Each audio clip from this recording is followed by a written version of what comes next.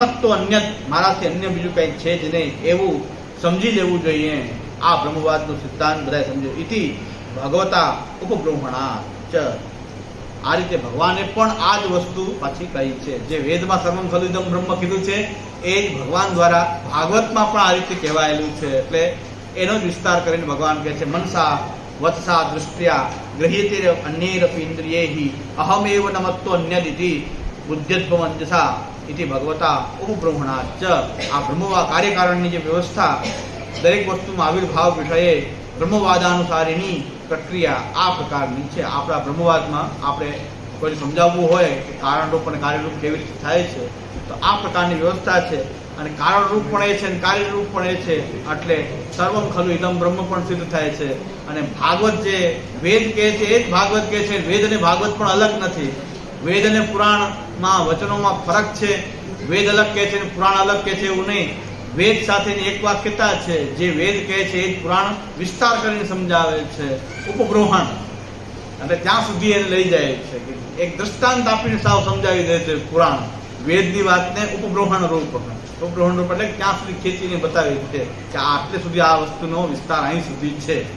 તો ઉપબ્રહ્મણ ભગવાન એને ઉપગ્રહણ કરીને એટલે કે એને દ્રષ્ટાંત આપીને મનસા વત્સા દ્રષ્ટા ગૃહિતે અન્યૈરપી ઇન્દ્રિયૈહિ એ અહમેવ નમતો અન્યત, મારાથી બીજું કોઈ અલગ છે જ નહીં, હું જ ગ્રહણ થઈ રહ્યો છું.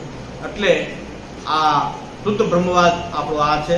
અને આપણે સાકાર બ્રહ્મવાદ, એ સાકાર બ્રહ્મવાદનો પાયો મજબૂત હોય તો આ પાત્ર એમાં આપણો ભગવદ રસ ભક્તિ રસ તો એમાં સ્થિર રહી શકે. આ પાયો મજબૂત ન હોય તો પાછો એ આપણો ભક્તિ જે છે એ સ્થિર રહી શકે નહીં. રસ એમાં ક્યાંક નીકળી જાય.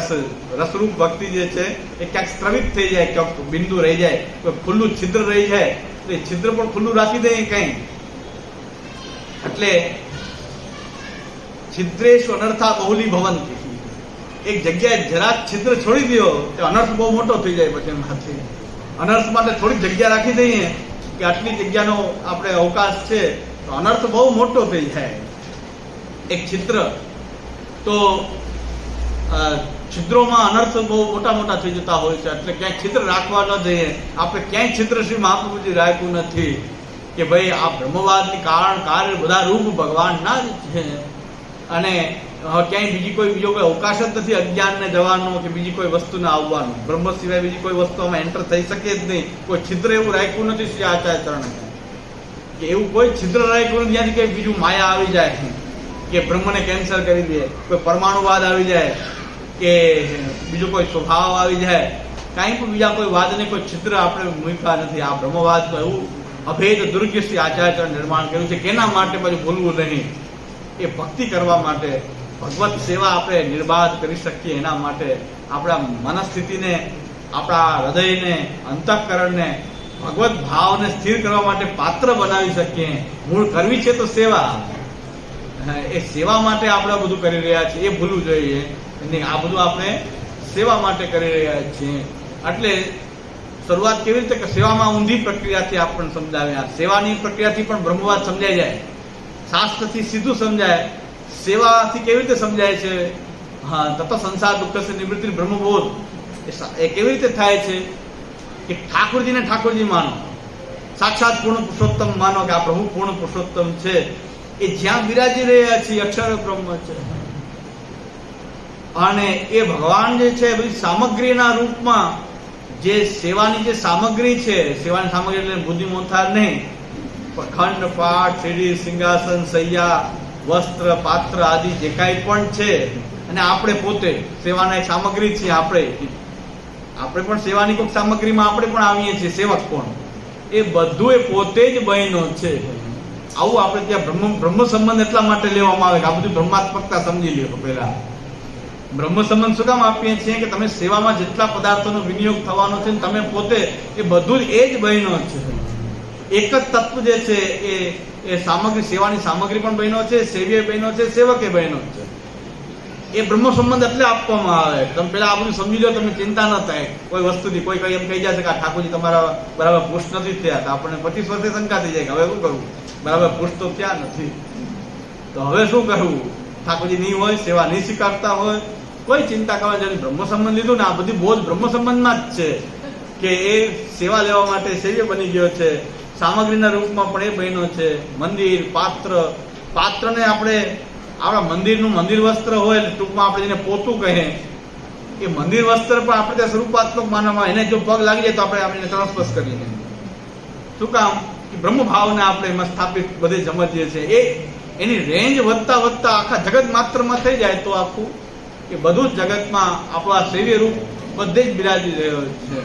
તો એની ટ્રેનિંગ સેવામાં આ રીતે છે કે સેવાની બધા પાત્ર આદિ બધાને બ્રહ્માત્મક માનવું, સેવાની બધી સામગ્રીને જે છે એ બ્રહ્માત્મક સાક્ષાત ભગવત સ્વરૂપ હોય એવું માનવું. પણ એટલી રેન્જ જ્યાં સુધી અટકવી ન જઈએ એ વિસ્તાર એટલો થઈ જાય, પછી ભગવત પ્રેમ વધતા વધતા એનો વિસ્તાર એટલો બધો થઈ જાય કે આ પ્રેમ જે છે બધે ફેલાઈ જાય. તો બધી જગ્યાએ એવો જ અનુભવ થાય કે બધું જ ભગવાનની લીલા સ્થલિત છે અને બધી જગ્યાએ ભગવાન જ લીલા કરી, સર્વરૂપે એ જ લીલા કરી રહ્યો છે. તો આ રીતે આને કહેવાય છે કે કેમ થાય? તત સંસાર દુઃખ નિવૃત્તિ બ્રહ્મબોધનમ. આમ થાય કે આ રેન્જ વધતા વધતા વધતા બધે ફેલાઈ જાય. પેલા પાત્ર અને મંદિર એમાં જ લાગે ઠાકોરજી, પછી એમ લાગે આખું ઘરે આખા ઘરમાં ખેલતા હોય ને પ્રભુ, તો આ ઘરે આખું એની લીલા સ્થલિત થઈ ગયું, તો ઘરે થઈ ગયું. ઘરમાં થોડા કરે તો બધી સર્વત્ર લીલા કરતા હોય, સર્વત્ર એ તો પ્રકટ છે, તો સર્વત્ર એ જ હોય. આ રેન્જ વધતા વધતા તત સંસાર દુઃખ નિવૃત્તિ બ્રહ્મબોધનમ, એ બ્રહ્મબોધ પણ થઈ જાય છે. આ રીતે બધું સેવાથી થઈ જાય છે. કૃષ્ણ સેવા સદા, સેવા માટે પાછું આ બ્રહ્મવાદ જરૂરી, અને સેવા કરતા હો તો પાછું બ્રહ્મવાદ આવી જાય. પાછું બ્રહ્મવાદ સમજાય છે. બધું એક ચક્રની જેમ ફરતું હોય, ક્યાંથી શરૂઆત કરીએ પણ થઈ જાય નિશ્ચિત છે. એટલે આચાર્યચરણના આશ્રયથી બધું સિદ્ધ થઈ જાય છે. શ્રી વલ્લભ શરણ થકી સૌ થઈ પડે છે હેલું, દૈવી જીવો પ્રતિ દયો ગાય હોય છે. શ્રી આચાર્યચરણનું શરણ ગ્રહણ કરીએ એટલે દામોદર અસાનજી કીધું કે તમે આચાર્યચરણને શું માનો છો? ત્યારે દામોદર અસાનજી કીધું કે ભગવાન સૌથી મોટા, એ વાત નક્કી છે કે ભગવાનથી મોટું કોઈ નથી. ભગવાન સૌથી મોટા જગદીશ, પણ એનાથી પણ મોટા અમે શ્રી આચાર્યચરણને માનીએ છીએ. શું કામ? એ જગદીશને બતાવે છે. વાત તો જગદીશની છે, મોટા નથી આચાર્યચરણ, સૌથી મોટા જગદીશ છે. પણ એ જગદીશ છે એવું બતાવ્યું કોણે અમને? શ્રી આચાર્યચરણ. નહીં તો અમને તો કોઈ કહે છે માતાજી મોટા તો માતાજીમાં લાગી જાય, કોઈ કે શિવજી મોટા તો શિવજીમાં લાગી જાય, નારાયણ રૂપમાં લાગી જાય. તો અમને આ કૃષ્ણ સાક્ષાત પૂર્ણ પુરુષોત્તમ શ્રી કૃષ્ણ જે છે એ આપણું સર્વસ્વ છે, આચાર્યચરણને બતાવ્યું એટલે અમે એનાથી પણ એને મોટા માનીએ. તો લોકોએ ઉલટો અર્થ કરી દીધો કે ઠાકોરજી ગૌણ છે, મહાપ્રભુજી નથી. એવું નથી. મહાપ્રભુજીએ આપણને આવું બતાવ્યું કે કૃષ્ણ આવા છે, પરમ બ્રહ્મ તું કૃષ્ણ. એ શ્રી આચાર્યચરણને બતાવ્યું છે પરમ બ્રહ્મ તું કૃષ્ણ છે. નહીં તો શાસ્ત્ર જોવાથી ખબર ના પડે, શાસ્ત્ર જોવાથી પણ ખબર ના પડે. તો એ શાસ્ત્રમાં ગુરુ કૃપા વિના ન થઈ શકે. એટલે શાસ્ત્રમાં બધું રહેલું છે, પણ પ્રકાશ કોના હૃદયમાં થશે? વિદ્યા કે યશ્ય દેવે પરા ભક્તિ યથા દેવે તથા ગુરુ.